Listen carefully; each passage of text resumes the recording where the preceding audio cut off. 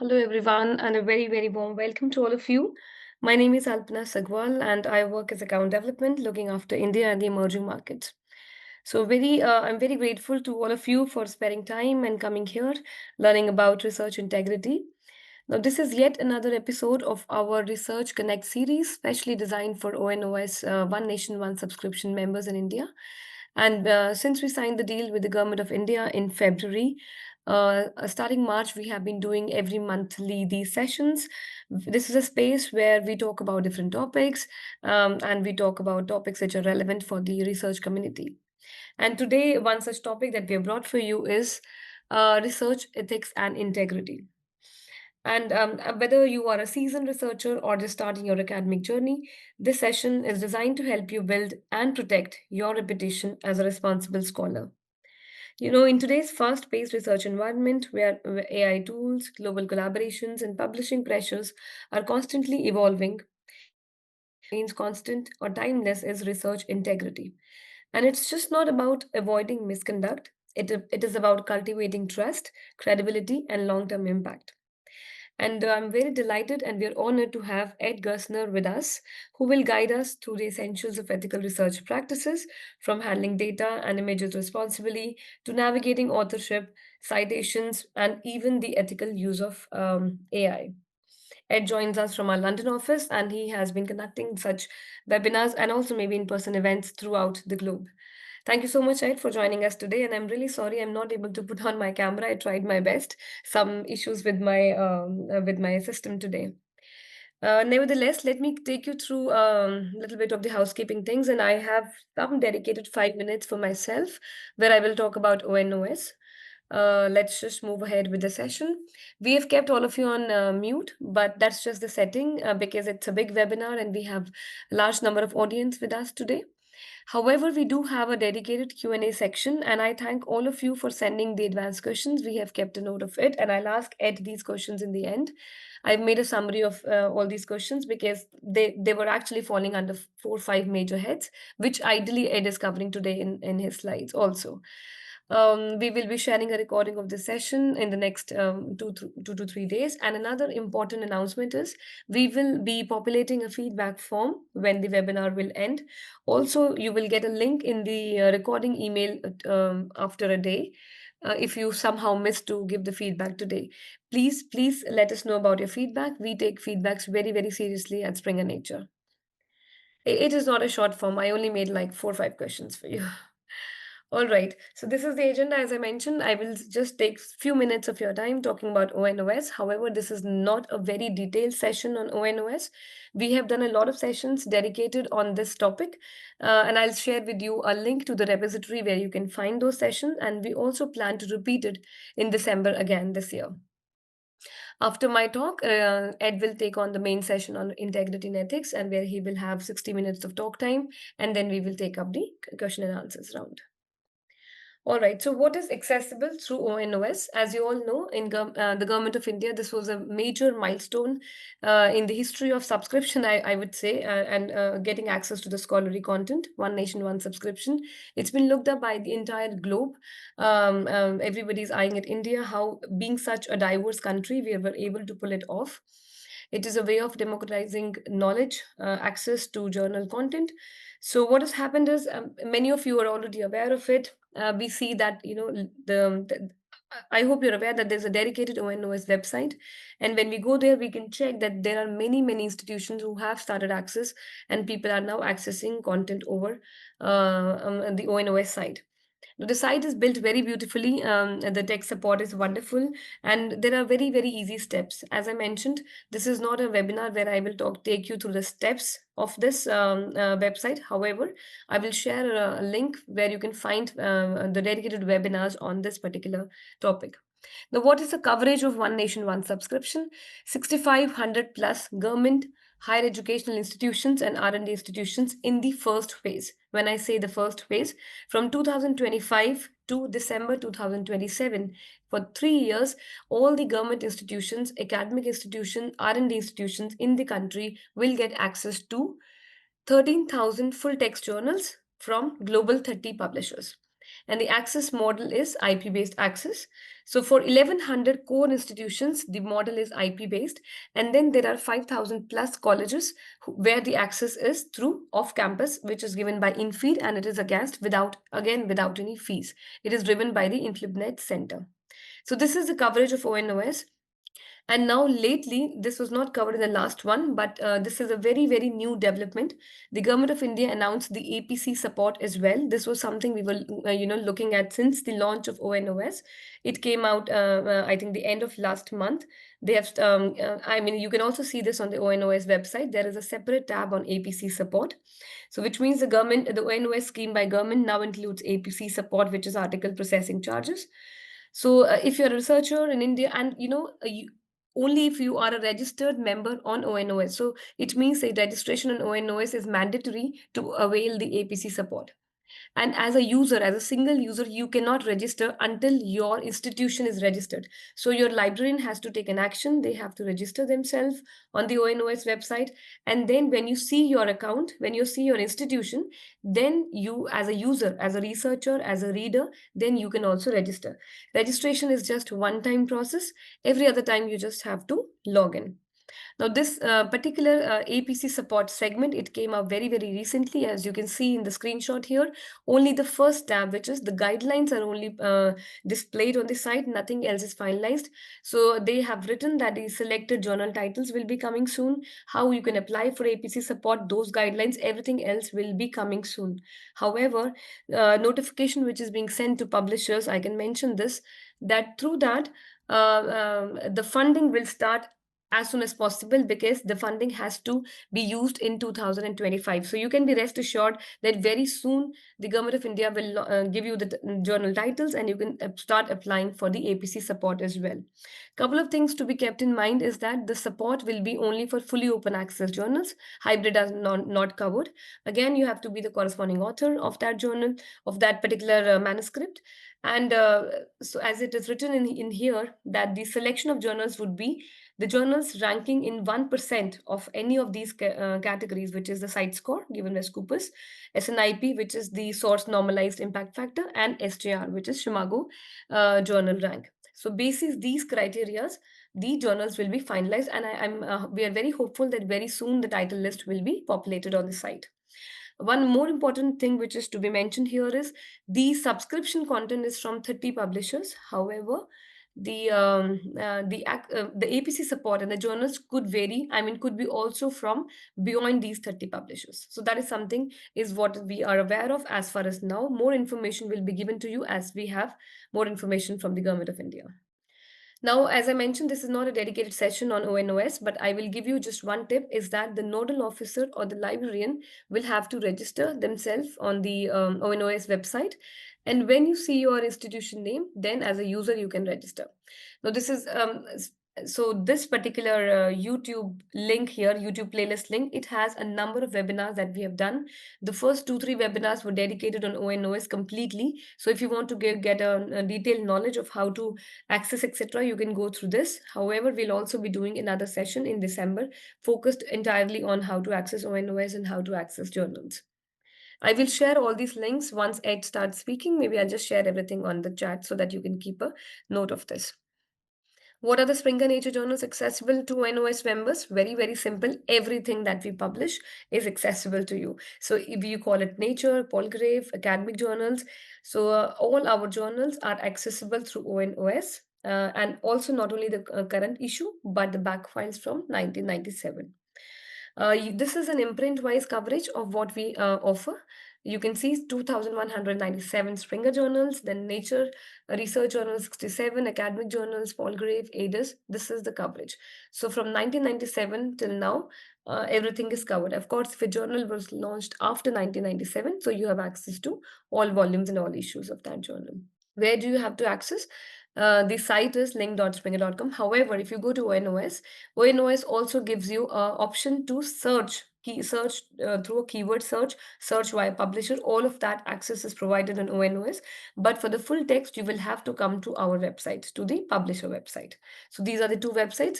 Now you might be wondering why we have to. Actually, not anymore. All the Nature articles are syndicated on Springer Link now. However, we do maintain a separate website for the home pages of Nature branded journals. Hence, you have nature.com as well.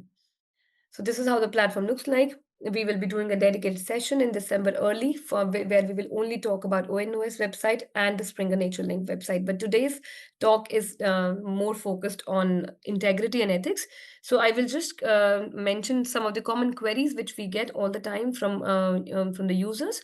So please note, as I mentioned, in the first phase, only academic government institutions and R&D institutions are part of it.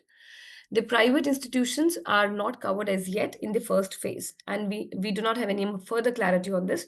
Hence, there were many questions by the private institutions about it. Hence, I want to clarify. So, as of now, till December 2027, the coverage is for academic and government. Now, if as an institution you do not have an AISHE code, which is All India Survey of Higher Education, then your librarian has to apply for it via visiting the AISHE portal, because this is a mandatory step for registering on ONOS. So all the institutions, higher education institution, have a code, but if you are a lab or maybe a research R&D institution, you might not have it. So you have to apply for it. It is a very simple process. Go to the website and apply for AISHE. Simple. Springer Nature, the journals covered in Springer Nature, all Springer and Nature, everything is accessible to 1997. Now, this is a very important and benefit for all of us, because as a user, when you were earlier getting subscription through your independent libraries, the nature of you were only getting 4 year back files to Nature. However, with the ONOS, even Nature journals are accessible from the back files are accessible from 1997.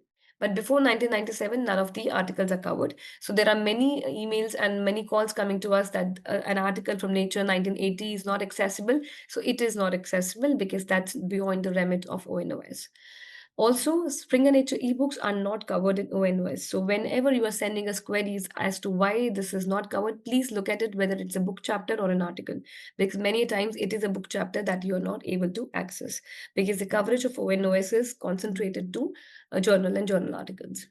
Well, if you have any queries around it, there are many contact IDs here. One is ONOS, of course, the website, and there is a full detail FAQ section that you can go. Then we also have a support ID, support@onos.gov.in. Especially for remote access, there is a ID called as infed@inflibnet.ac.in. You can all write an email to them if the college especially are not able to set up remote access. For Springer Nature, you can always send an email to onlineservice@springernature.com, or you can also write to my ID, alpna.sagwal@springernature.com. You have all these IDs. However, I will also share each of these details in the chat section.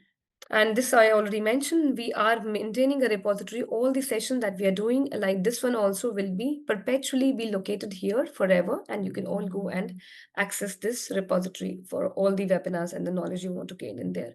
And that is all from my side. Now let me introduce Ed here, who is waiting. And thank you so much, Ed, first of all. He's a very, very busy person, and it's still he spare time for us. And I'm sure you'll be gaining a lot from his insights. Before I give my virtual stage to him, let me read out his profile.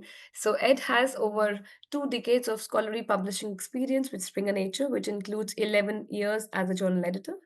Currently, Ed is responsible for building alliances with research institutions and community organizations who are working to improve the way research is done through initiatives that contribute to better research ethics, rigor, and integrity, more effective and fairer research assessment, greater academic diversity, equity, and inclusion, support for those working in interdisciplinary research, international collaborations, and those seeking solution to the SDGs. Prior to this, Ed led a team responsible for the development and implementation of editorial and publishing policy across the entire Springer Nature journal portfolio, development of Springer Nature DEI strategies for journals and book programs, engagement with our 60,000 strong external editorial board members, community engagement, and for overseeing Springer Nature's involvement in strategic publishing initiatives for peer review, reviewer recognition, and research integrity. Ed is also a long-standing open science advocate. Thank you so much, Ed, as I mentioned. So over to you. I'll stop sharing my screen and you can share your screen and say hello to our audience today. Thanks for that. I'm always pleased to be able to share time with my colleagues and all of you in India. Thank you for joining. I'm really honored that you've joined us here. Right. All these different platforms for sharing. So I'm going to turn my head and look at my slides, which are up here. Right. Firstly, I wanted to start off to ask a question. It's not a question that I'm going to ask, it's a rhetorical question. The question is, why do we do research? Most of us didn't become scholars to publish reams and reams of papers. I know it feels like that for many in their research careers, that we have this obsession with our next paper. But it's important, I think, to remember, particularly in the context of research integrity, that writing papers, publishing papers, producing reams and reams of papers is not what we came into research for. We came into research, most of us came into research, and I'm sure the vast majority of you came into research because you are seekers of truth. You want to understand how the world works. You want to understand how we can use our understanding of the natural world for fixing the challenges that we all face as human beings on this planet. But certainly we became seekers of truth. And that's why research integrity sits at the heart, is the invisible strand, the visible backbone that runs through research. What is research integrity? One statement of research integrity, of many statements of research integrity, is the Singapore Statement, which was released in 2010. And the principles of the Singapore Statement are that research integrity is about honesty in all areas of research, accountability in the conduct of research, professional courtesy and fairness in working with others, and good stewardship of the research record on behalf of others. And the National Institutes of Health in the US also talks about honesty, and to that they add accuracy to ensure that you report the findings of your research precisely and with care to avoid errors, efficiency, so using resources, the precious resources that we are given to do research wisely, and objectivity, to let the facts speak for themselves. What is unethical? Or what is the what are the hallmarks of when integrity breaks down? Many different kinds of behavior can be considered to be unethical or lacking in integrity. Plagiarism, and I'll talk about many of these. Plagiarism, image and data manipulation, fabrication and falsification, poor citation, so citing the rest of the literature, failure to obtain the necessary approval, particularly in the context of animal and human experiments, breaching confidentiality or anonymity, inappropriate authorship, declared conflicts of interest, and I'll talk also about this, inappropriate use of AI, for instance. Why does it happen? Pressure to publish. They say many of us in research are subject to publish or perish. That can be the reason why we cut corners, perhaps, to try and advance our careers. There can be sometimes financial incentives to publishing, desire for fame, a lack of time to do things properly, methodically, competition, bad training, or bad supervision. As Alpana said, I've given many of these talks over many years around the world. And I'm often asked the question, how do I know what is ethical and what is unethical?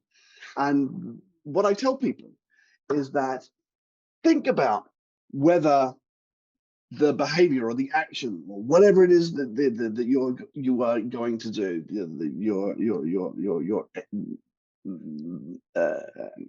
research, whatever you're doing within research.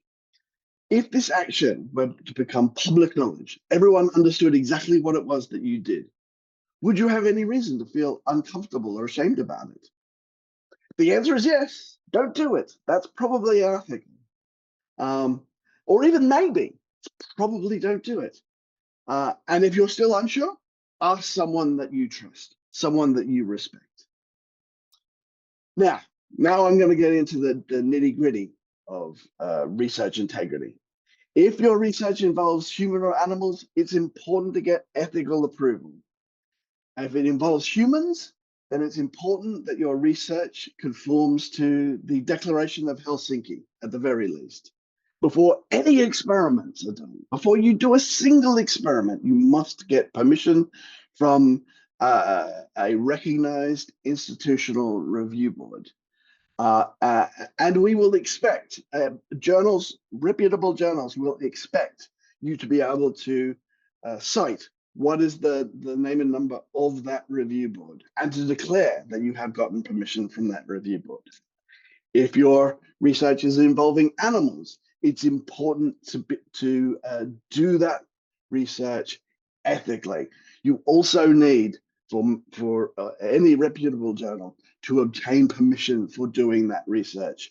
And you should observe what is known in the field as the 3 R's, which is to replace, avoid, or replace the use of animals wherever possible, not to use animals except when absolutely needed, reduce and minimize the use of animals, and to minimize the suffering, refine, so replace, reduce, and refine.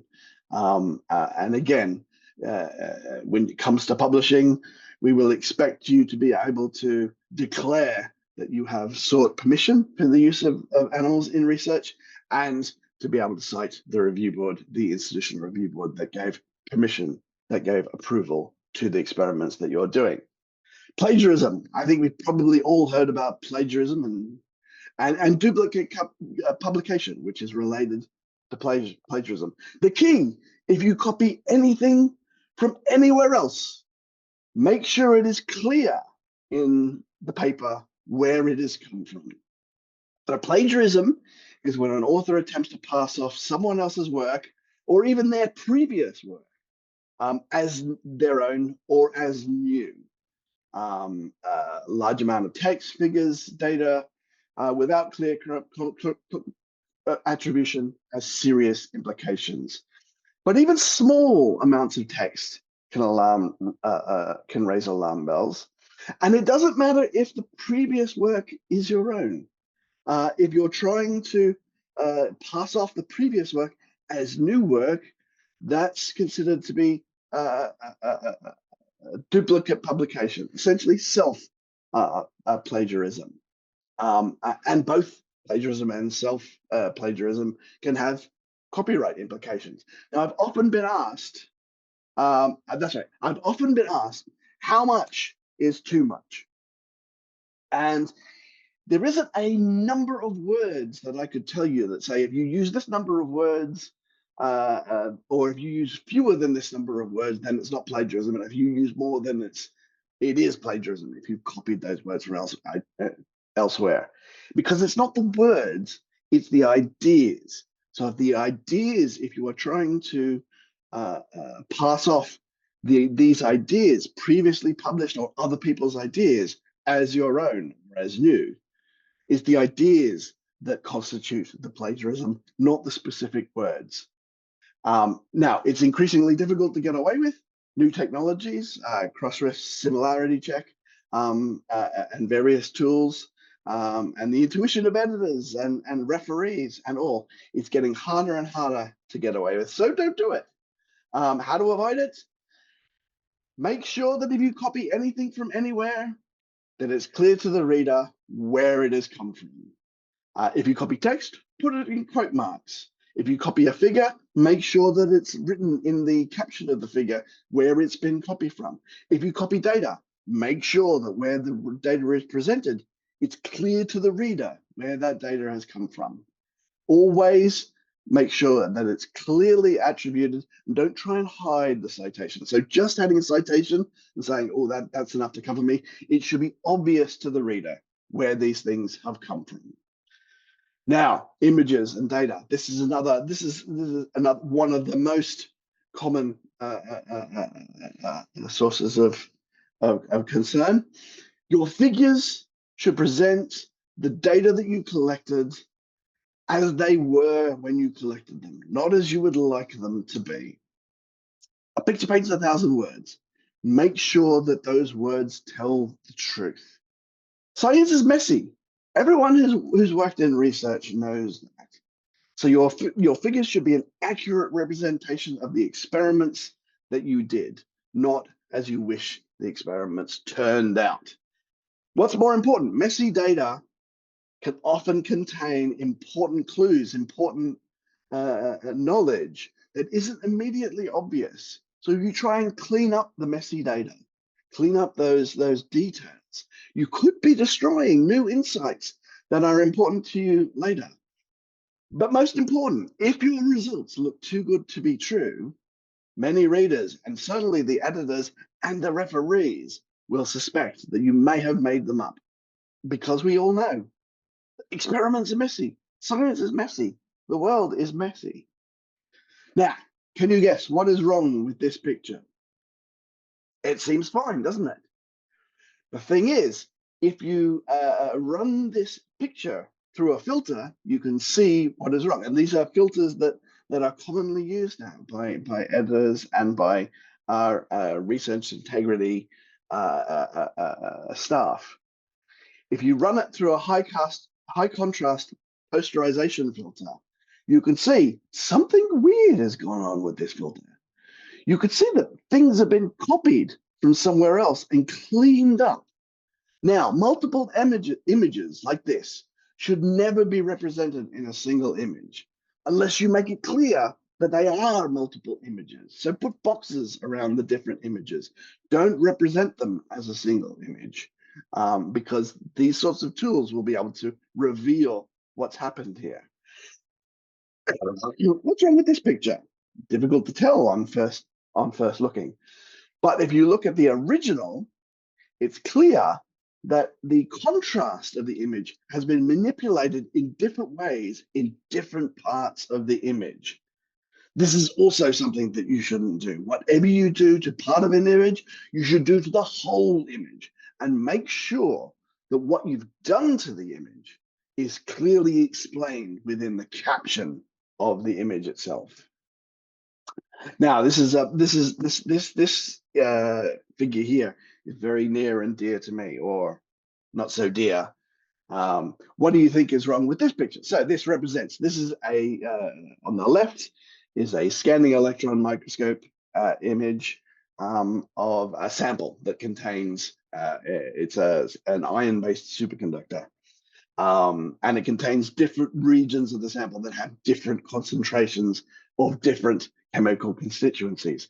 And the authors here have chosen different parts. You can see different domains in this image, and they've chosen to measure using X-ray emission spectroscopy. They've chosen to try and determine what is the relative makeup of these different places. And what they got was the figure on the right. And it looks very clean, looks very clean and convincing. Clearly, the dots marked in blue are a different chemical makeup to the dots marked in red. And you can see the difference of those, the red dots and the blue dots, from the structures in the image.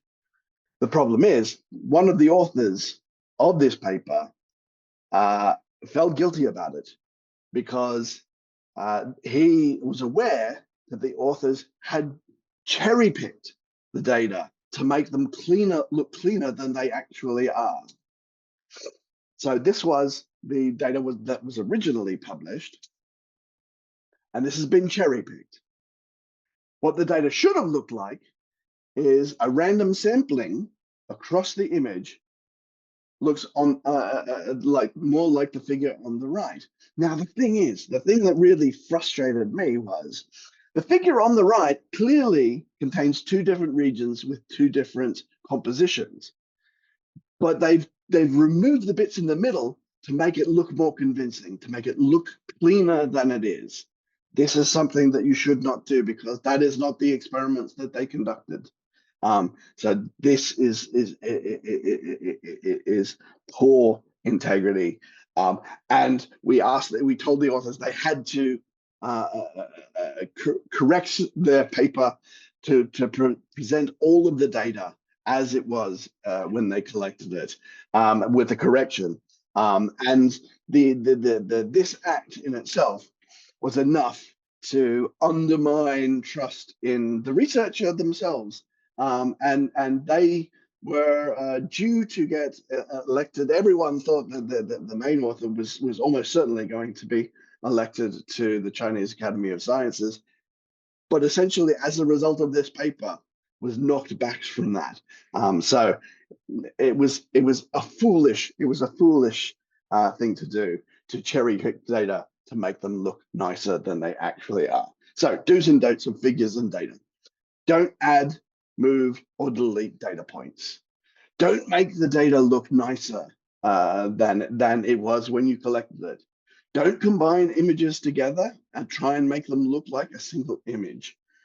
Do as little manipulation as possible. You are able to manipulate and process your data and your images, but whatever you do, make sure that what you have done is clear from the paper, ideally clear from the image and clear from the caption for the image. So be clear about reporting anything that you've done to the images, and do them uniformly to the images as a whole. Make sure that you retain the original data from your images, because if people raise concerns, if they say, oh, this looks cleaner than it should be, I'd like to see the raw data, the original data, you should be able to provide those. Or even better, share your raw data, share your original findings on an open data repository. By sharing your data at the time that you publish it, you are telling the world that you have confidence in your data, and you're giving other people the chance to look at the data, and that confers confidence by them in your data and in your results. So it improves the reproducibility, it improves the transparency, and it improves the integrity of research by sharing your data at the point of publication. And so that's the best of all. How do you use AI responsibly? Of course, AI is a big thing now, and it's changing the way we do everything in our lives. Now, AI technology is developing rapidly, so what I tell you today may change with time. I try to be as accurate, as relevant, and as timely as I can be in these lectures, but I also are aware that things are changing.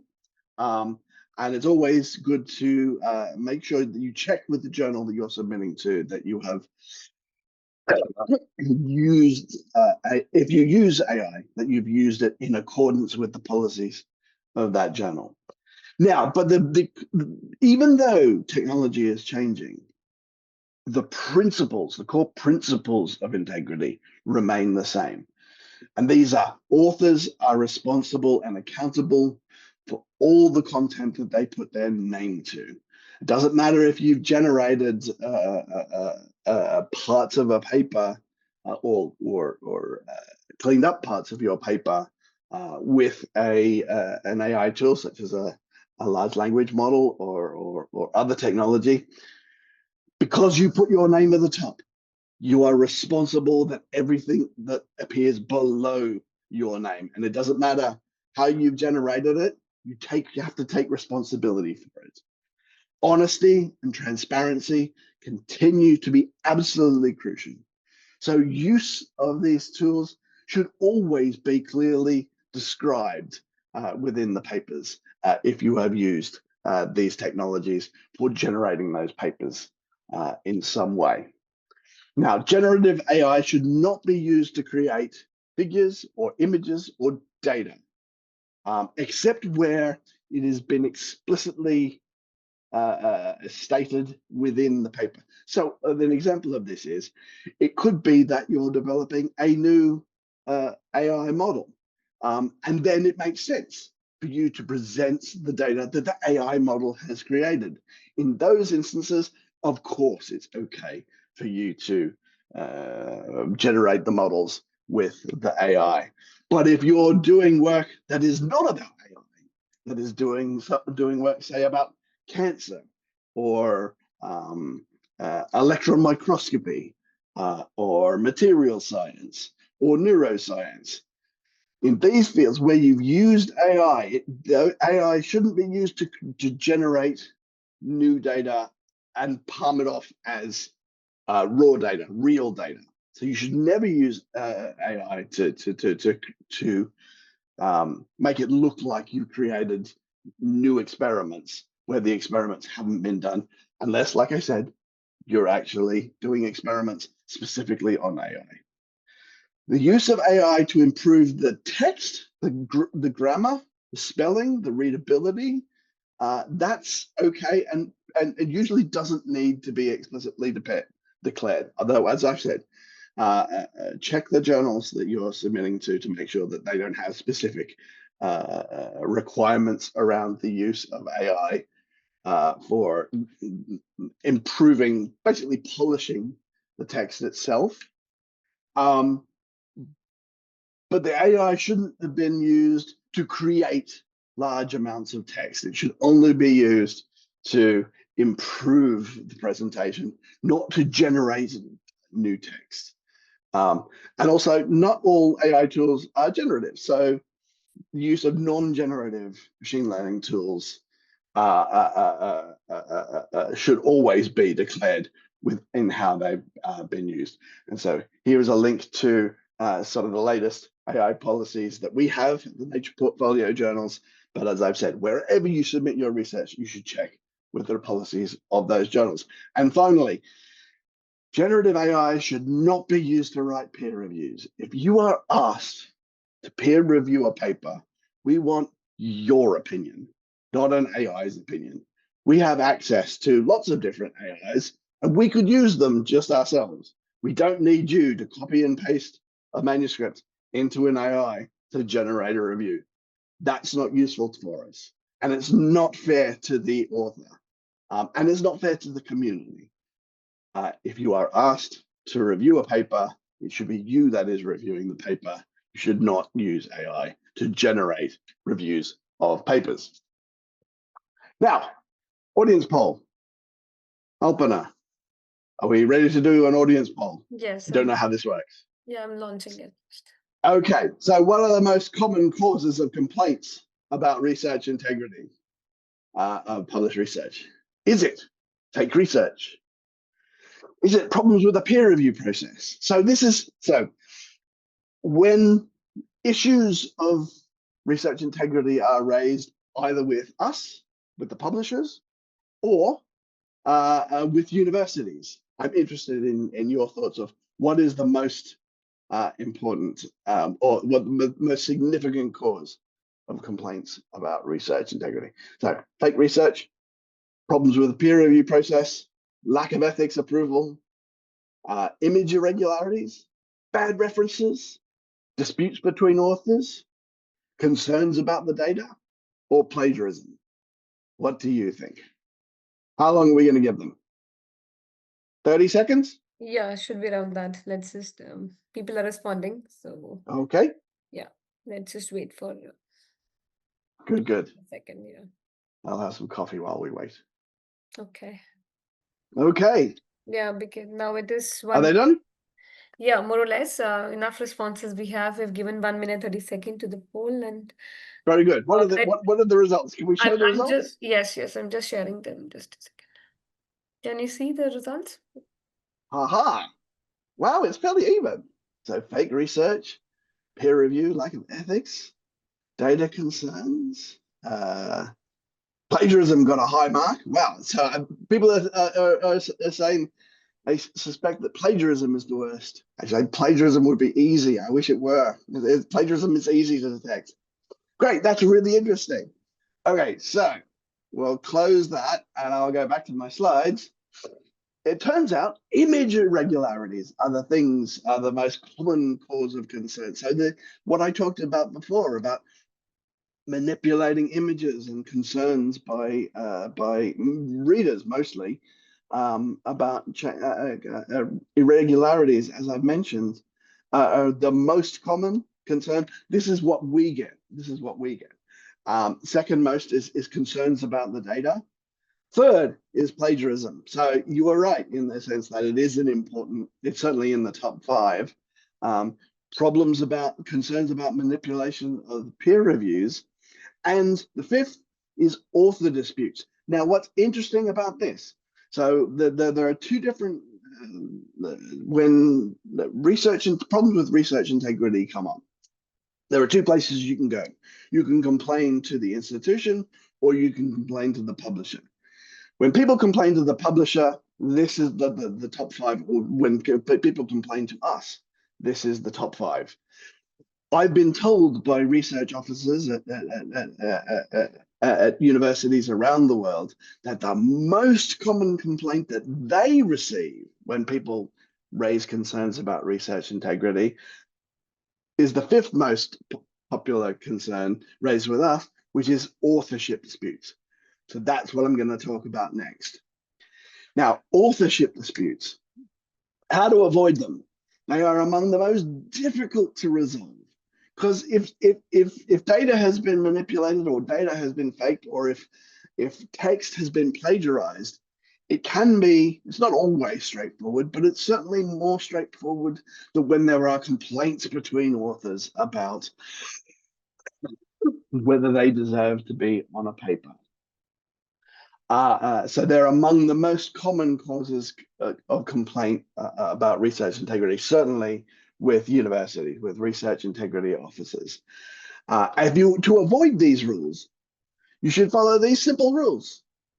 Ensure that all substantial contributions are by people. The people who make the most substantial contributions, all substantial contributions, they should be recognized as authors.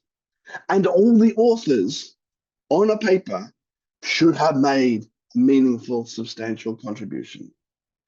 Ensure that all authors have read and approved both the submitted and final versions of the manuscript, and ideally all the bits in between, but certainly the initial submitted manuscript and the final published manuscript should all have been approved by all authors, not just the corresponding author.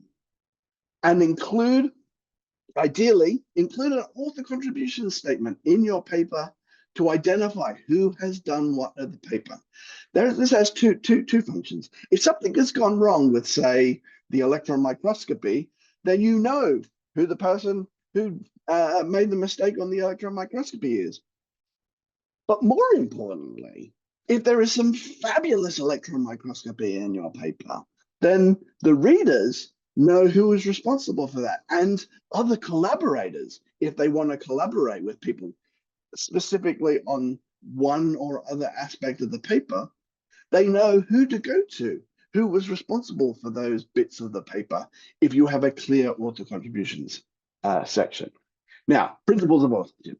Authorship confers credit and has important academic, social, and even financial implications. But it also carries responsibility and accountability. We talked about at the very beginning about the fundamental tenets of research integrity. So every author on a paper is expected to make substantial contributions to the concept, the design, the acquisition, the analysis, the writing, and as I've said, the approved and submitted and final versions should have been seen by all.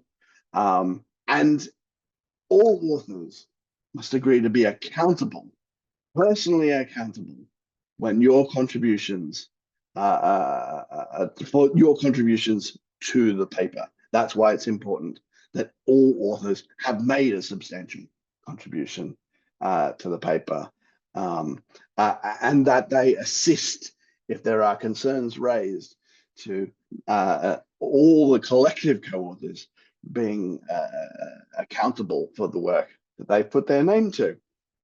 Now, there is a specific responsibilities for the corresponding author or corresponding authors if there's more than one. It's important that they ensure that all data materials and code comply with the transparency and reproducibility standards of the journal that they've submitted to, that the original materials, data, the code is preserved so that if it needs to be looked at afterwards, ideally for collaboration, it can be. Confirming, they must confirm that everything is sound, that everything is real, that everything is original. Um, uh, and foreseeing and minimizing any potential obstacles. And if there are any obstacles to sharing the data, to sharing the materials, to sharing the code, that those restrictions are explained within the manuscript, and ensuring the corresponding author is expected to ensure that all authors have seen and have approved the manuscript, both the original submitted and final published manuscript, and ideally any versions in between. Now, I've already mentioned author contributions. Most reputable journals require authors to provide an author contribution statement in their papers. Author contributions statements help resolve author disputes right from the outset when things go wrong, and it helps people to identify who did what on the paper. This is an example of an author contribution statement. It usually refers to the authors by their initials, and it explains who did what on the paper. To help you create these author contribution statements, a framework known as the credit taxonomy, credit stands for contributor roles taxonomy, includes 14 roles that can be used to represent different contributions to the paper. And calling out these roles in the paper can be very useful when creating an author contributions statement. Now, conflicts of interest. Be transparent about any potential conflict of interest that you might have. Conflicts of interest, also known as competing interests, are anything that could influence or be perceived to influence your interpretation of the data or presentation of the data. They're not necessarily a bad thing. They're just something that inform the reader of where you're coming from. They could include things like grants and other forms of financial support, being paid by various companies that might have an interest in the research being reported. Similarly, owning stocks or shares in companies that might have interests in the research being reported, or holding a patent relative to the interest, relative to the research being reported. Or sometimes it can have non-financial competing interests, such as political ideologies or religious or ideological beliefs or political affiliations. It could involve family relationships, or it could be something as simple as being an editor on a journal to which you've submitted. Ideally, if an editor is submitting their own work to a journal, they should not be involved in its selection or its peer review. And either way, it should be clear that if an author is an editor on a journal, that it is stated that the editor is an author on their journal, and ideally that it states that that editor has not been involved in the review of the work that's been submitted to the journal. The key to all of this is transparency. If there is a potential competing interest, then you should explain what that competing interest is. And most reputable journals will require you to have a competing interest statement. It could be as simple as the authors declare the following competing interests. AA and BB hold patents that are related to the work. DD and EE are employed by company F, which is working on products that are related to the work. GG is supported by a grant from company F. Or if there are simply no conflicts of interest, no potential conflict of interest, you could state the authors declare no conflicts of interest. Be careful of this, though. Don't declare that you have no competing interest if you do have a potential conflict of interest. So if you have a patent that is related to the work, don't say you have no conflicting interest. Just simply say the authors A, B, and C hold a patent or have applied for a patent based on this work. Now, this needed to have happened before you publish the work, because if you publish the work, you can't submit a patent. So you should already know that you've got, whether or not you've got a patent related to the work.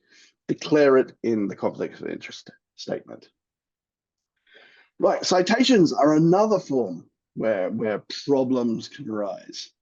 The key to making sure that you cite correctly is that every citation, every reference in your paper, you should have read and understood.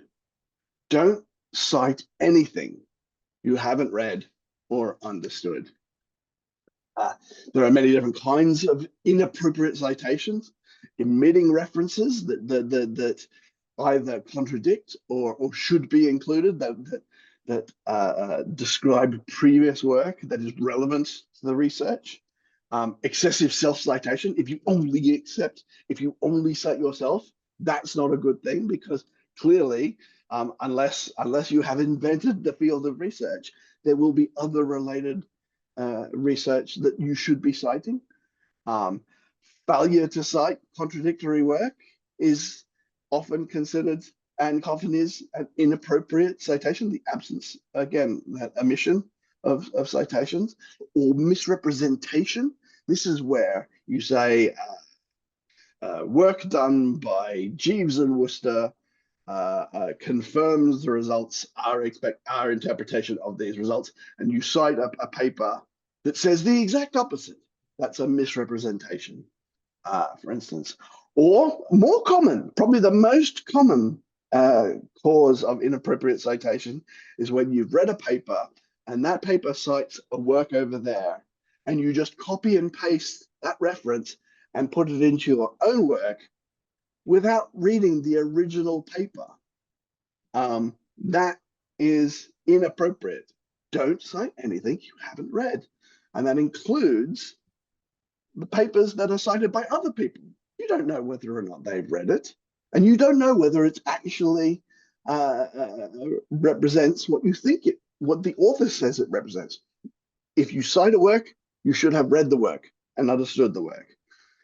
And don't make things up. Now, it's rare that human beings make up citations, but with the increasing use of AI in the preparation of research, AI, as many people know, can hallucinate.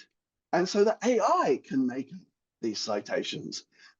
That causes an inappropriate citation. So don't include anything that's been generated in AI unless the thing that's been generated in AI is a genuine citation and that you've gone and read that genuine citation. Now, here's what happens if you don't read or you misrepresent the papers that you cite. Now, this is an example. This is a lovely study. It's a bit complex to go through. But here, so if you look over here, in the bottom left-hand corner, these four, 72, 74, and 75, and 80 are four different references that talk about a particular, or don't talk about, in fact, a particular hypothesis related to the protein beta amyloid and what it does in the context of anomalies in an organism. And so bottom left-hand corner is these are papers that have been cited as having said something about this particular theory.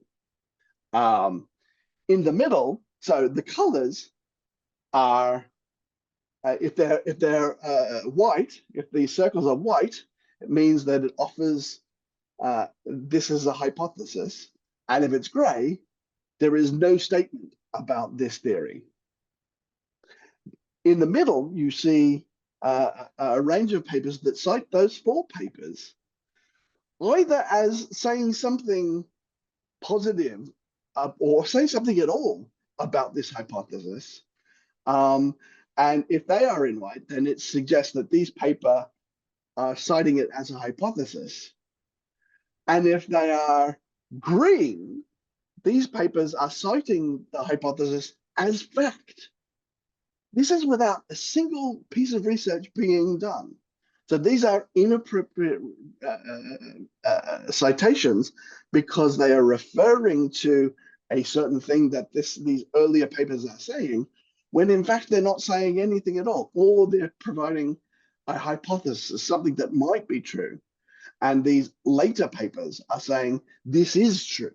And so this is how things can go from hypothesis to accepted fact through bad citation without any experiments happening at all to confirm the reality or otherwise of these hypotheses. So this is just an example of the things that can go wrong if you don't read what you cite. Don't cite anything you haven't read. And so here is a report. This is an example of AI hallucinations. This is where RFK Jr. has released a report that contains citations that were clearly made up by artificial intelligence. And these were inappropriate, and it's disappointing that these were released in this report without clearly the authors having read those citations. Now, predatory journals you may have heard about. How do you avoid them? Predatory journals abuse the open access model, and not just the open access model. Now, the majority, in the last couple of years, we've seen that the majority of predatory journals are now publishing in subscription journals. Predatory journals, it can be subscription journals. I'm talking about papermills, getting ahead of myself. Predatory journals are open access journals typically. They defraud authors by charging fees, by offering poor editorial services with no quality control. They encourage authors to submit through constant email campaigns or flattering messages. And if you publish in these journals, which clearly have poor or absent controls over what's being published, then it can affect your career progression. It won't be read. The important thing to remember is you publish papers in order for your papers to be read. If you're publishing in predatory journals, it's probably true that your papers won't be seen. They won't be read. And so which obviates the need or the whole purpose of publishing in the first place. How do you avoid predatory journals? The publishing industry has created a website called thinkchecksubmit.org, and this will help you identify the signs of predatory journals that will help you avoid them. But the best piece of advice I can give you for avoiding predatory journals, hang on, I haven't got, I thought I had an extra slide for this. The best piece of advice I can give is to publish in the journals that you read. Publish in the journals that your peers around the world read. People tend to publish in the journals that they read and read the journals that they publish in. And because the whole idea, the whole point of publishing is to be read by people that might be influenced by your research, you want to publish in the places where people are reading. So look at where your colleagues around the world are publishing their research. Those are going to be the journals that they routinely read. Those are going to be the journals where you're going to want to publish your research. And they're almost certainly not going to be predatory journals. So if you only submit your research to journals where your colleagues publish your work, then you'll be fine. Paper mills. So this is what I was thinking about before. Paper mills. Increasingly, paper mills are targeting subscription journals. So it's not just an open access problem. If you pay for authorship on a paper that you haven't written, it won't end well for you. So paper mills are fraudulent organizations that make up data for paying customers. Sometimes they're plagiarized, but increasingly now, these are papers that are generated by AI, fake papers that are generated by AI, fake data that's been generated by AI. It's an increasing problem, and we're getting better at detecting these as well. If it's found that you have paid for publications, it will not end well for you either. There will be serious consequences for anyone who puts their name to a paper mill paper. How do you stay up to date with things on on issues of research integrity? Make sure you read the editorial policies of the journals where you and your peers publish. Again, here's an example of the page from the Nature Portfolio editorial policies page. These will help guide authors, you, to understand what are the expectations of the community when it comes to research integrity. You should be checking out these pages before you submit to a journal anyway, but it will help you keep up to date with the expected standards on research integrity. Finally, a final word on why we do what we do. Why do we do research? Don't obsess about impact factors or H indices or citations. Most often, in fact, progress is not measured by these things. Progress is often incremental.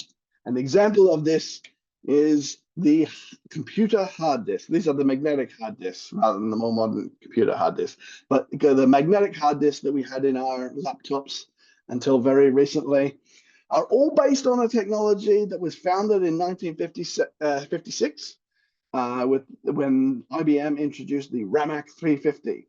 The RAMAC 350 was the world's first commercial hard disk. It weighed over a ton. It cost a lot of money. It was slow, and it only stored about 5 megabytes. Very little information was stored in this. Now, since that first commercial hard disk, advances in hard disk technology were incremental. The technology used was pretty much the same, but each advance was small step by small step, and each one of these steps was typically too small to be published in a high impact factor journal. And yet, each of these incremental advances took us from that original hard disk to the modern computer hard disks that are 20,000 times lighter, 8,000 times cheaper, almost 1 million times faster, much more energy efficient, and stores 200,000 times more information. Now, imagine if the typical hard disk in a typical laptop were still using the same technology as that original hard disk without all the incremental changes, how big do you think it would have to be? Would it have to be the size of a house? Would it have to be the size of a building? The answer is it would have to be the size of 4 aircraft carriers. This is how big a hard disk would have to be without each of the small incremental steps that have brought us to the modern computer hard disk. This is important advances, even though each step is incremental. If we obsess only with big jumps in technology or understanding, then we'll miss out on these small steps. And this is the sort of technology that we will miss out on being able to develop. I'm not gonna, now if a 1956 car had advanced at a similar rate that hard disks have, then a typical VW Beetle now would cost $5, weigh only 400 grams. It would have a top speed of 86 million kilometers an hour and travel 24,000 kilometers in a single tank of gas. That is the power of incremental process. Good research is more important than being published in Nature or any high impact factor journal. Research should be judged on its own merits. And for many years at Nature journals, we've argued against judging research by its impact factors, which is why we've signed what's known as the San Francisco Declaration on Research Assessment, which is that research should be judged on its own merits, not about the journals that it was published in. And I think it's important in places like this to just take a step back and ask ourselves, why do we do the research that we do? It's for truth. It's not for publishing papers in Nature. Thank you for listening. Really looking forward to your questions.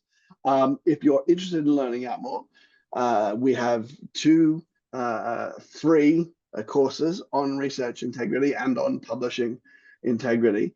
They're shown here. One has been created by the Springer Nature Research Integrity Group, and the other has been created by the Nature Masterclass team. They cover different aspects of research integrity, and they're all really, really useful for understanding more. Thank you for listening. Alpana, shall we open Yes, up for thank you. questions? Yes, yes, absolutely. Thank you, Ed. That was a very wonderful presentation, and we have received a lot of comments in the chat as well, in the Q&A box about the wonderful presentation and clarity that you have given. So let's directly dive into the questions. I mean, there's a question which says, could the voluminous increase in scientific publications of late be attributed to such inappropriate practices as highlighted in this presentation? The growing number of publications that are happening. No, that's a really, really good question. It's a question that I've thought about a lot. I would say it's the other way around.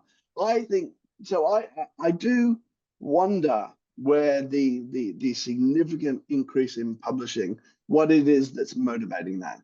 Um, there is certainly research assessment is often uh, singled out as the reason why there are so many papers nowadays, that people can only advance in their careers by publishing loads and loads and loads of papers. And I think there is something to that. And I think it's something that we need to revisit. I think we need to really look at, and there's one of the reasons why we've signed the Declaration on Research Assessment, is that we think that the purpose of writing papers is to communicate research. It's not to advance in your career. It's to share research so that the impact of that research can be as full and as great as it can be. So I would say that the volume of research is caused by this pressure to publish, which is partly the result of research assessment. It's also, I think, a result of peer pressure. So it's not just, I think, probably research institutions and funders that are generating this, but us as a community, where people feel that their colleagues, their research colleagues, expect them to publish more, and that their careers are demonstrably more significant and more important the more papers that they published. I think that has to change. And I think that is leading to some questionable research practices. So I don't think the questionable research practices leads to the large volume of publications, but I do think that the large volume of publications can lead to questionable research practices. And that is just one of the reasons, apart from the fact that if you spend all of your time writing papers, then you're not doing research. And really what we want researchers to be doing is spending more of their time doing research, finding out about the world. Now, it's absolutely important that once they've found something that is worth sharing, that they do share it. It is a part of research. Publishing is a part of research. So it's an important part of the whole research cycle, but it's not the only part. It is not the most important part. It is a single important part, but it's not the only important part. The whole point isn't to publish papers. The whole point is to understand the world, and publishing papers is one part of understanding the world. That's a great question. Thanks, Ed. Thank you. And there are 2, 3 questions regarding the byline sequence. How does the byline sequence affect the author's contribution? Is there any guidelines related to that? You mean so the order of you mean the Yeah. order of author contributions? Do you know what it is different for different disciplines, and it's different for different countries. So in some countries, the most important contribution is the last author, and in other countries, the most important contribution is the first author. I remember, so in the UK, it tends to be the first author. In Japan, I believe it tends to be the last author. Some of the papers that we published, so the person who helped run our lab and kept all the equipment going, we usually listed as the last author on a paper, and he would often get questions from around the world saying, "Can you tell me more about how this paper came about?" And he said, "Well, I wasn't the principal author on this paper. I was just making sure I was." In charge of making sure the experiments all worked properly, but I wasn't the principal investigator. The principal investigator was the first investigator. So it's a difficult question. It depends on the field. It depends on the country. I think too much attention has been paid to the order of the papers. The problem is it is very rare that only one person has the biggest contribution to a paper. Sometimes it could be two, sometimes that could be three, sometimes it could be dozens. Yeah.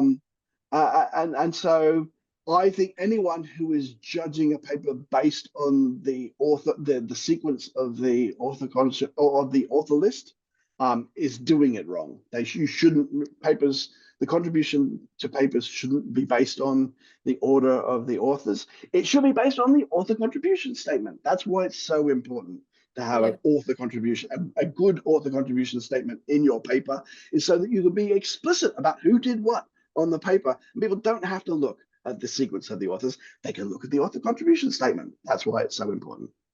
Yeah. Thanks, Ed. Absolutely. Okay, there's another question from Viswaranjan. He's asking, I have a question that if a journal, without mentioning the details about the issues when they ask, just retract a paper with some jargon words such as inappropriate text, irrelevant phrase, not understandable, how should we tackle it? Or can the journal be legally targeted by the authors? That's an interesting question.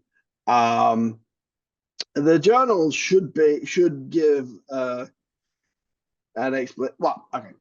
So the and this is a difficult subject. It is. I think it is true that publishers spend a lot of time uh, grappling over the words used in retraction statements when when they were retracting research without the consent of the authors. Now, ideally, retractions aren't necessarily a bad thing. Sometimes it's good practice when authors realize that something has gone wrong in the production of their paper in the experiments to correct the record. So authors who contact us and say, I want to retract this paper because we've found out something that has gone wrong. That's a good thing, and people should get credit for retracting papers when they realize that these things go wrong. So retractions aren't always a bad thing. Sometimes, and increasingly because of paper mills, papers do need to be retracted because they have been made up. Now, one of the hallmarks of made up research, one of the hallmarks of papers that come from paper mills, what's called tortured phrases, these are phrases that are not typically used by practicing scientists, but which have been manipulated. So there are original phrases that are used and that have been manipulated into different forms of those words in order to avoid accusations of plagiarism. But these are not words that scientists would use to describe the things that they are describing. So these are examples of phrases that are typically used when people make up research, when paper mills make up this research. Now, publishers need a way that they can retract research that is clearly been generated by paper mills. Yeah. Ideally, we are getting better at identifying these things before publication. Sometimes, if it happens after publication, we do have to retract these papers. When a publication retracts a paper against the desires of the authors because there is evidence that there are problems with the paper. It needs to be able to do that, and usually they choose the most legally safe wording that can be used, and this is not just to protect the this is not to protect the publisher, it's also to protect the authors, to avoid specific allegations, except when it's like beyond doubt. Um, I can't really give a legal opinion on what you might do if you feel that your research has been unfairly and unreasonably retracted. Mhm. I don't, yeah, so I can't, I'm not a lawyer, so I can't give legal advice. My only suggestion would be to make sure that you have all the original research. If you, the more data that you put into the public domain, to enable other people to scrutinize that research, the more chances that you'll find to be able to publish that work elsewhere. That's it's a difficult it's a difficult circumstance, Yeah. and I don't know how helpful I've been in addressing your concern.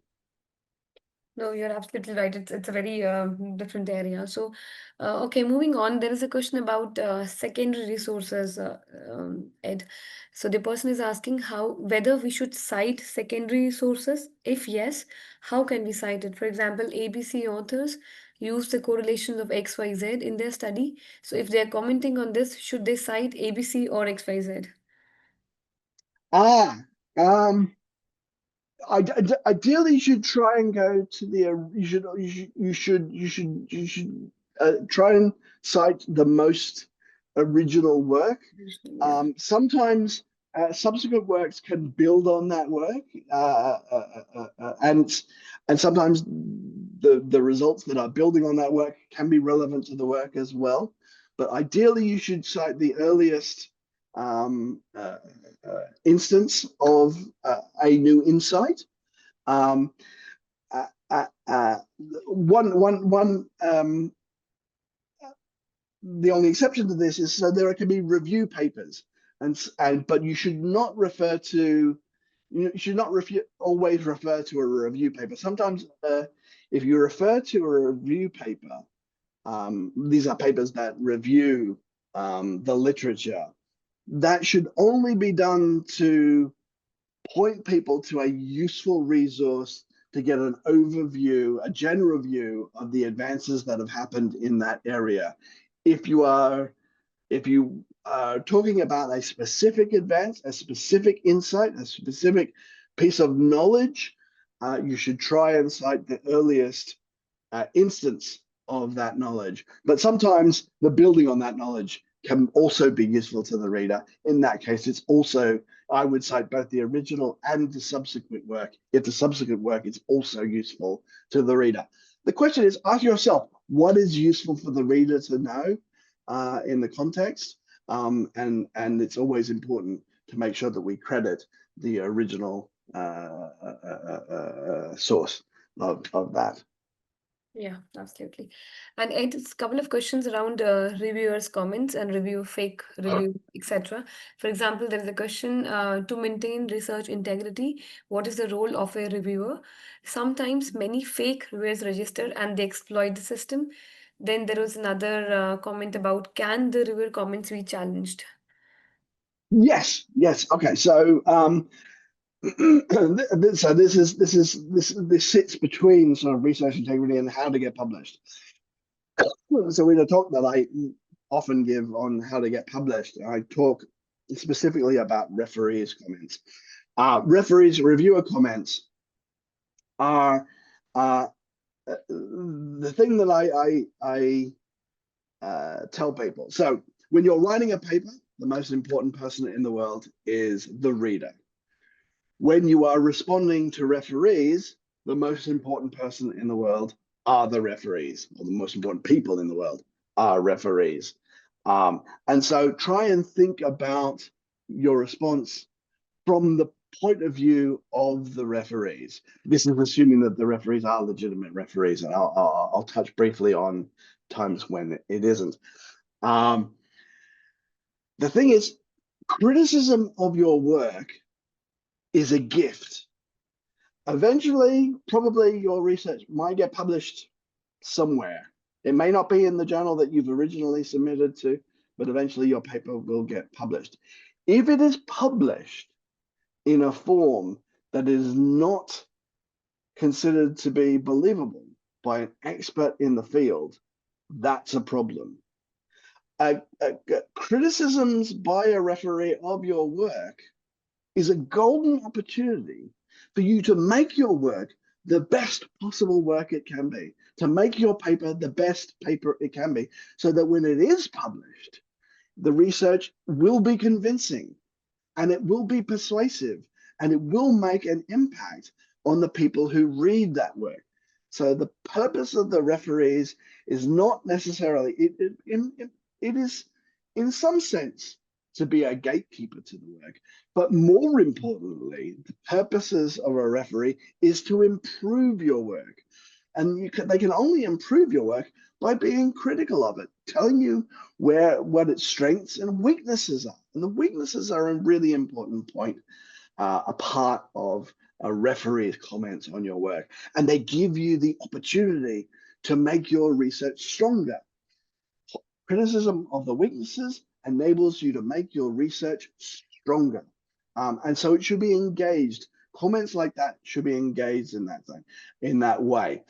If you think a referee is wrong, explain exactly the ways in which the referee is wrong. Don't just say, we think the referee is wrong, you should ignore them. Say, this referee has, and ideally, because the referee is a human being, it's probably a good idea not to say, the referee is wrong.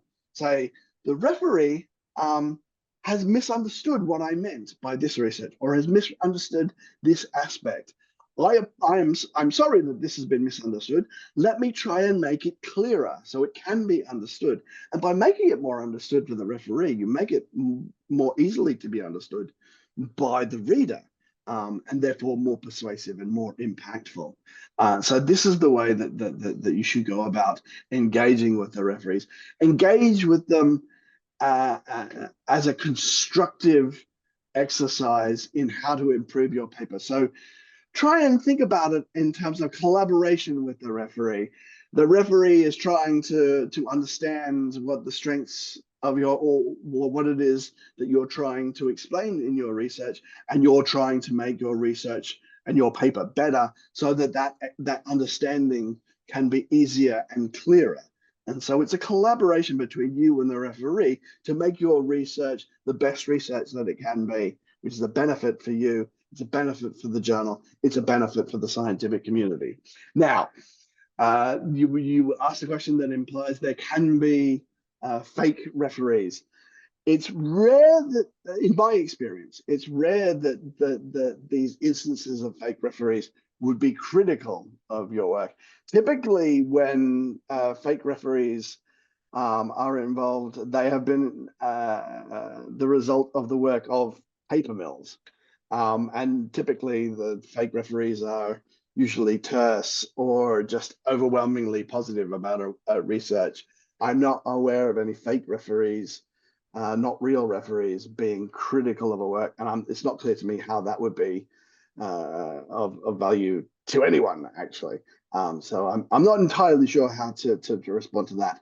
But again, referees, well, yes, you can challenge the referees, but do it in a way of collaboration and collegiality, because you're both trying to make the research the best it can be.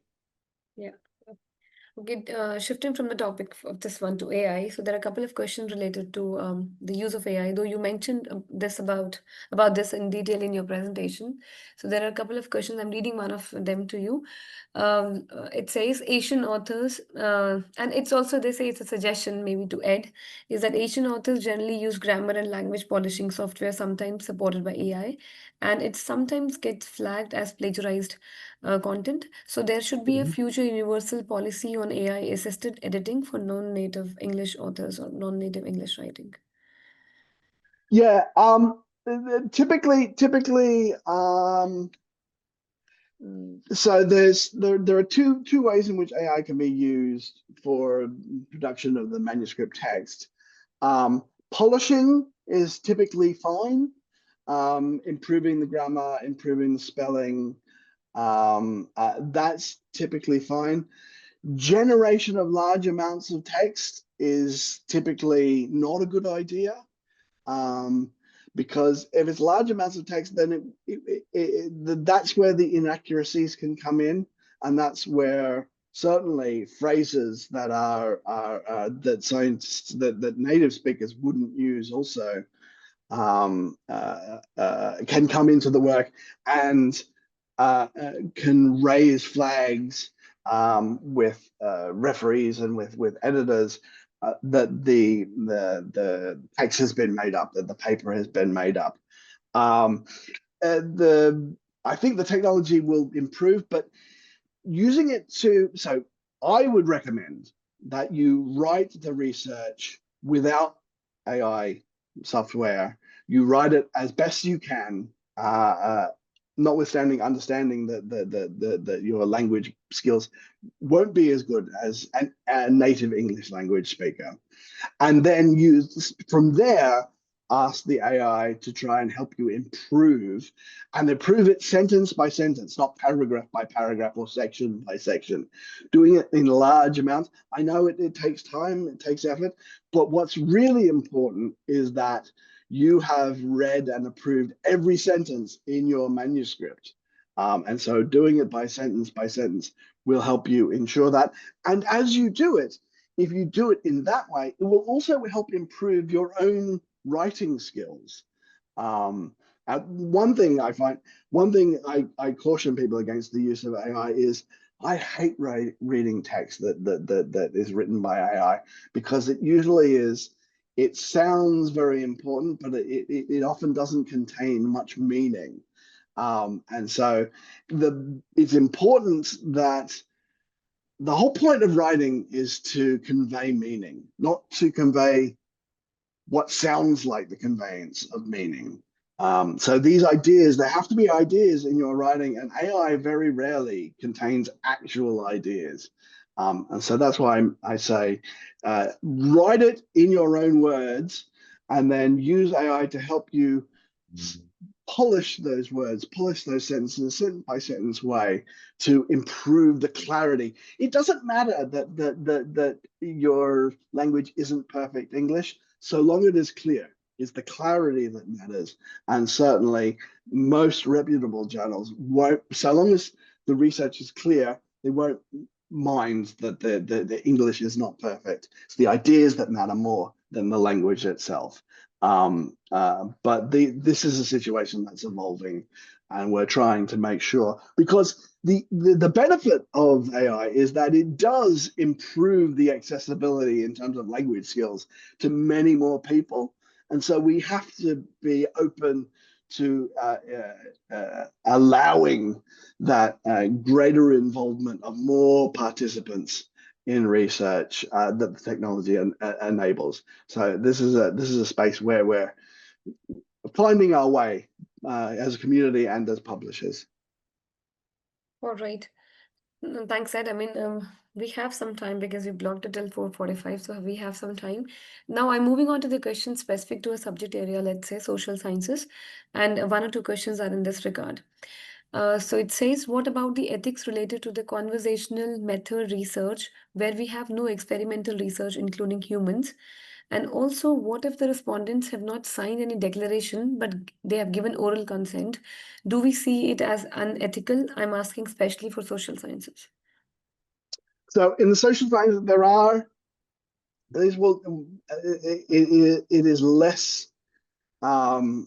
less often less clear in the social sciences than it is in the biomedical sciences. So when there are experiments involving human participants, then clearly then tissues and biomedical interventions, clearly these are the oversights of institutional review boards.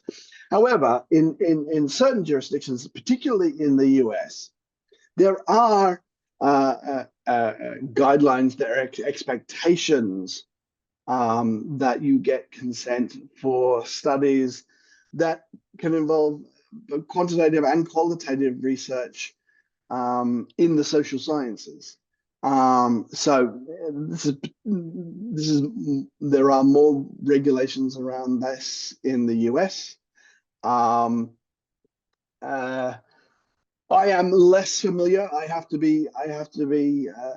Admit about the specifics in all parts of the world when it comes to integrity and ethics requirements in social sciences.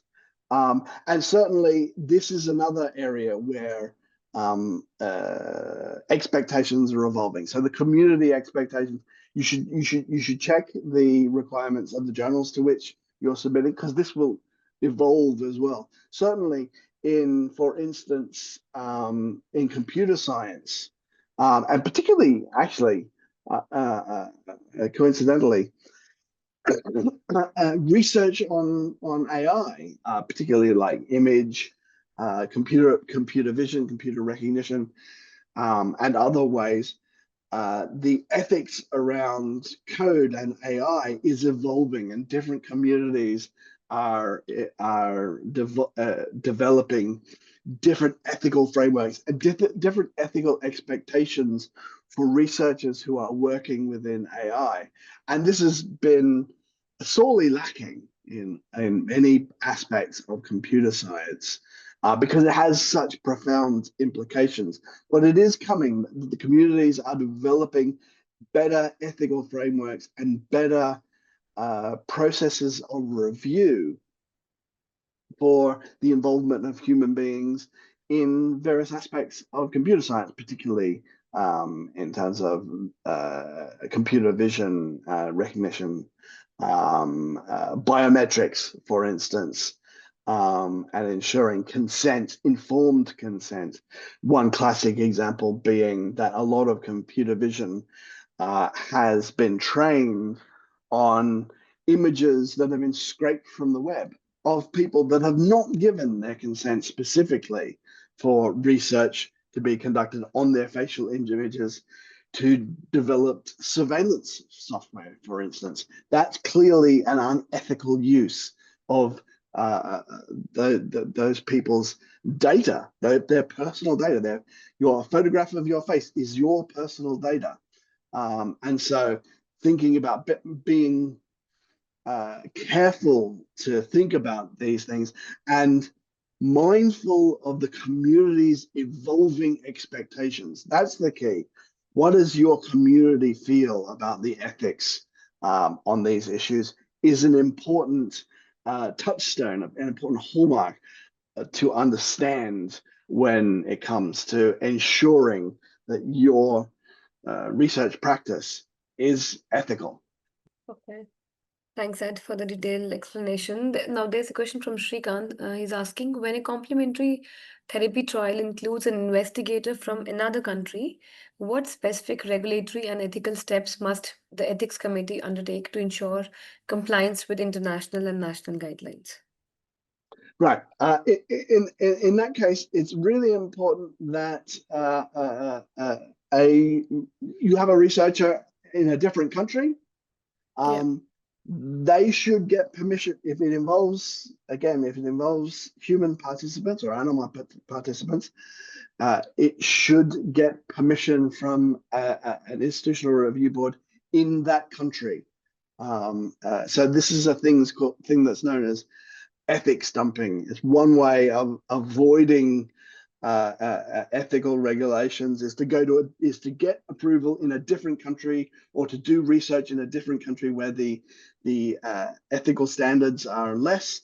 It's important that you uphold the highest possible standards and not try to avoid ethical standards by this process. So it's important that you fulfill the ethical expectations of all the countries in which the research has been carried out, where the authors are. So, some authors might be in one country and the experiments carried out in another country. You should get ethical approval in both places to ensure that you are holding yourselves to the highest ethical standards. The ideal is to be the best that you can be, and not try and find a simple way through the ethical expectations of the communities that you serve. Okay. Now, there's a question by Dr. Anurag.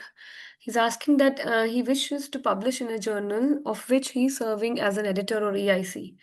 So, what precautions to take? Is it unethical? How would researchers see it with doubt? So, how should he deal with it?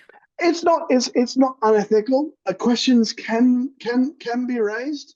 Certainly, when I started at Nature, I had some research that I was continuing on with, and I made the decision not to try and publish it. I would have loved for my research to that particular piece of research to have been published in Nature, but I was working at Nature at the time. So I told my co-authors, look, sorry, we can't be publishing this in Nature because I'm an editor at Nature, and I don't want there to be any. Now, there wouldn't have been any undermining of the integrity, but it might have been seen to be like that. So I chose to submit the research to Science. It didn't eventually get published in Science. It got published, I think it was an IEEE journal. But I chose not to publish it in the journal that I was working. But that's just me. You can submit to the journal that you are an editor on, but you should make sure that your paper is not handled by yourself or by anyone that reports to you editorially. So make sure that you don't have any influence over the handling of that particular paper. And in the paper, you should make a declaration somewhere that you are the editor, that you are an editor of that journal. So declare that you are an editor of that journal. Be transparent about it, and then explain that you had no influence over the publication of the paper in that journal. So long as you are transparent, um, you can help mitigate any expectation of mispropriety. It's not unethical. People might think that it's a problem, but if you declare it as a competing interest, then that's the way that you can ensure that there is no expectation that you've tried to do anything untoward or unethical. Yeah. Couple of questions which have just come up on AI, Ed. I'll read them for you. I mean, they're related more or less to artificial intelligence. One, Saurabh is asking, is it ethical to use AI for search? Suppose we use LLM to search plus get the specific codes before we delve into the paper. It saves a lot of effort. Then we have another point on by Bishal asking in the time of AI how to maintain the integrity of research, but the help that we get through AI is phenomenal. It saves a lot of time, increase the reliability. So how much of this use is ethical? So these two questions are on using, and then we also have a question on by Tapeshwar is saying since the use of AI is enormous and detection tools keeps on upgrading every time. Now, there are instances that AI detection softwares have flagged human writing as AI generated. In fact, human written and verbal language has started being influenced by the AI in non-English speaking countries. Now, how is it going to impact the reliability of authorships? Yeah, this is a real challenge. Um, Detection tools, so particularly in academia, detection tools are notoriously unreliable, both positive and negative. And so, certainly at the moment, the way things are, no one should be using AI tools on their own.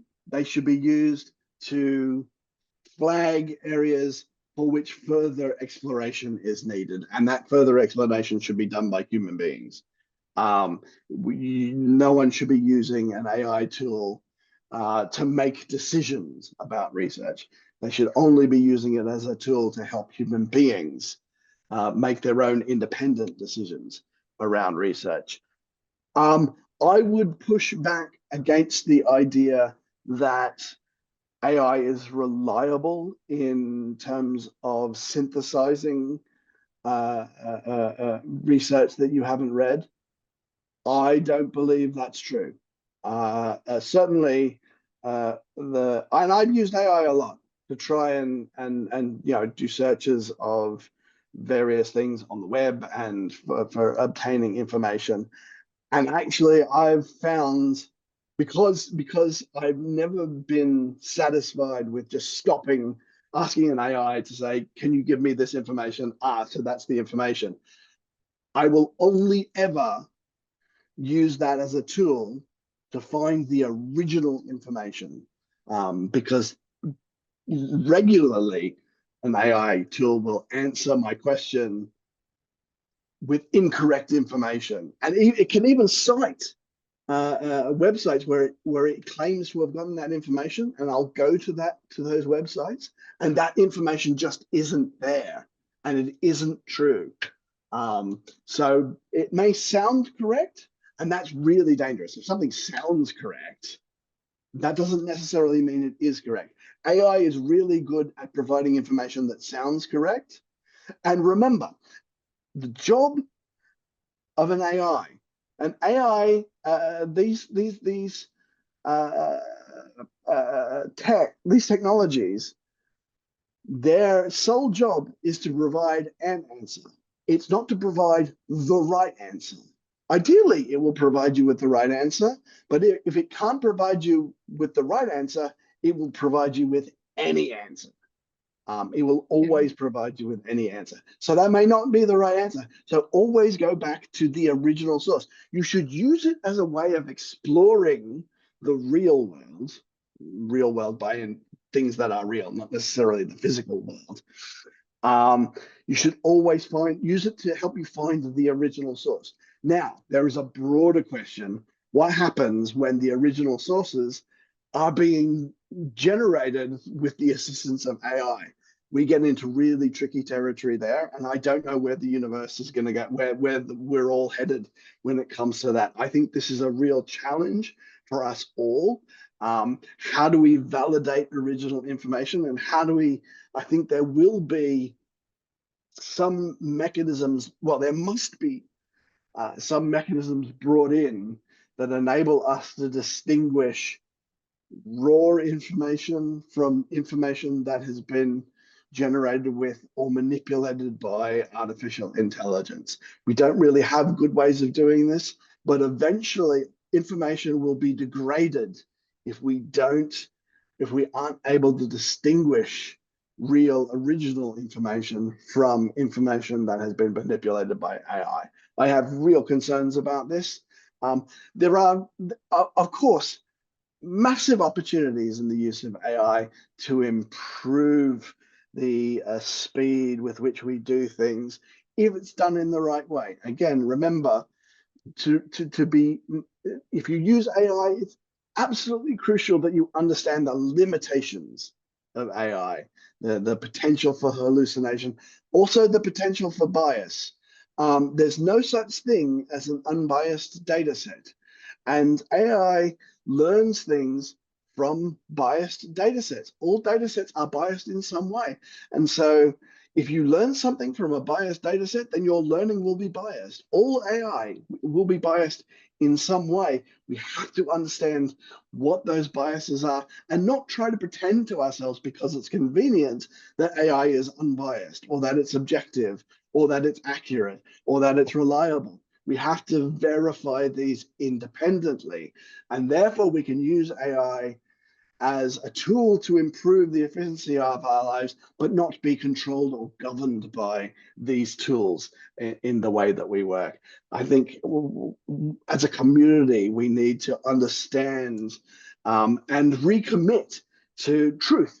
As I started at my first slide was about we do these things because we are the seekers of truth, and to make sure that we never lose sight of that fundamental guiding purpose of our lives as scholars, as researchers. Thanks, Ed. Now we are about time. I'll take just one last question, and there are multiple questions around this. That is APC. I'll read the one for you and you'll get a hang of others around similar lines. For a developing country like India, most of the researchers cannot afford to meet the APC charges. This affect the selection process for the right journals. Do you have any solution or advice for researchers like us to who experience such restrictions? So I think ONOS is a really interesting initiative.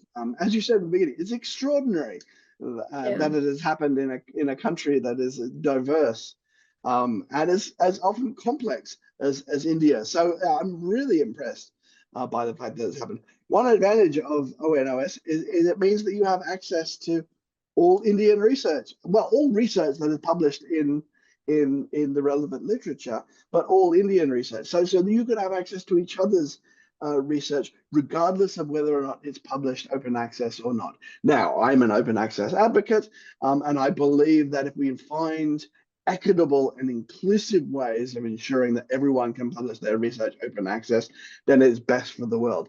But I also understand that if it's not done in a way that is inclusive and equitable, then it creates barriers to publishing, and that's not a good thing for science either. Um, it doesn't, so for hybrid journals, like the Nature journals, for instance, most of the Nature journals, apart from Nature Communications, for instance, the Nature Portfolio journals, for hybrid journals, the editor has no idea whether or not you want to publish your research OA or under a subscription license. And it will not, it just does not affect any of the decision-making process. So it shouldn't, whether you can afford an APC or not, it shouldn't influence the decision of whether the paper gets published in a hybrid journal. In a fully OA journal, where the journal is committed to publishing everything OA, if you don't have the funds to publish your research, then you must declare that at the beginning. And sometimes there can be waivers for research to be considered in that journal. Um, uh, yeah, uh, and so I'm really looking forward to seeing how the open access facility within ONOS evolves, and I think we'll learn a lot through that. yeah. Um, Absolutely. And maybe to add to what Ed mentioned, ONOS is one area, of course, which is giving us APC support. Also, in addition to this, in India, we have launched a pilot last year that is the open access agreements, fully open access agreements for Springer Nature, where we come up in agreement with the institution directly and authors doesn't have to worry about the APCs because it's a prepaid model with the institution. And it's been running very successfully in India and we almost have 20 agreements signed already. And this is apart from ONOS, this is like with independent institutions in the country. yes, indeed. Yeah, additionally, we also, and in this FOA, Nature Communications is also included, even scientific reports. Also, we have initiated by BMC 64 journals where the APC is discounted at 75% for India. Another initiative is the Nature Research Fund, where we have zero APCs for 37 nature original research journals. And if you are from India and if you are editorially accepted in that journal, when you select the country, the APC will be automatically waived off for you. You don't have to pay anything. So these are the kind of initiatives Springer Nature comes up with for, as we understand, the affordability challenge in the country very well. So thanks, Ed. I think it's about time, 5 minutes, in fact, more, but it was a lovely discussion. Our audience totally enjoyed it. There are so many positive comments in the Q&A section. And I'm sorry if you're not able to take all the questions. You can understand because it's a large webinar, but we will share the link to the slide deck and the link to recording. And thank you so very much. Also in the email, I will share with you our LinkedIn page because it's very difficult for us to reach out to all of you all the time, and you might miss out on our webinars. So on our LinkedIn page, we keep posting about our upcoming webinars all the time. So please follow us on that page. Also follow the ONOS Researcher Connect community page on LinkedIn, and then you will get to know all about these information. Thank you, all of you. Thank you, everyone. Thanks, Ed. It was lovely Thank you, everyone. being part Really of this. appreciate it. Thank you. Thank you so much.